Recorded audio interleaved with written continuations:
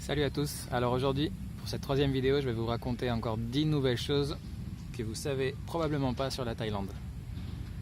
Tout ça en 2 minutes top chrono.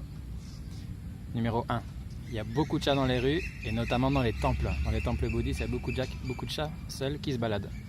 Et ils ont l'air très contents. 2, vous pourrez manger un rôti dans la rue, sauf que c'est pas du tout un rôti comme nous on le comprend, c'est un genre de crêpe. 3, il n'y a pas de poubelle. C'est un peu moins étonnant, mais j'ai vu 0 poubelle dans la rue jusqu'à présent. 4. Il y a des machines à laver dans la rue. Des machines à laver bien accrochées, mais avec des... On met une pièce de monnaie et puis ça fait tourner la machine pendant un certain temps. Et les gens s'en sortent comme ça. Pas besoin d'avoir une machine à laver chez soi. 5. De la même manière, il y a des distributeurs d'eau.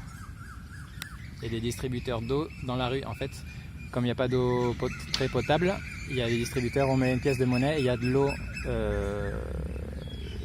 propre qui sort grâce au procédé d'osmose inversée. Et les gens s'en sortent très bien comme ça. 6. Vous allez trouver dans les boutiques ou dans la rue des gens qui vendent des petites figurines, des petites sculptures en bois avec la forme d'un pénis, en érection bien sûr. Et voilà, c'est je pense pour que la chance nous accompagne d'avoir cette petite sculpture figurine de pénis. 7. Il y a un plat un peu typique qui est la mangue avec du riz collant ils disent, donc du riz fait d'une certaine manière et avec un bout de mangue. Moi je trouve ça un peu bizarre comme combinaison, mais bon. 8. Il y a beaucoup de gens qui utilisent un petit bâton comme les petits bâtons pour les lèvres, mais ils l'utilisent pour le mettre dans le nez, pour sûrement c'est un médicament, quelque chose, donc ils se mettent un peu dans les narines.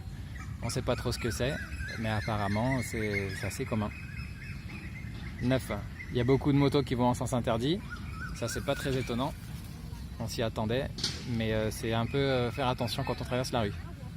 Et numéro 10, pour avoir un peu le sourire, j'ai vu dans un quartier très aisé un magasin, une boutique de massage et c'était très clairement marqué massage des testicules. Alors moi je me demande vraiment si quelqu'un pourrait faire un massage des testicules sans que ce soit un bordel. Enfin bon, des mystères locaux. Voilà, bonne fin de journée à tous et puis à la prochaine.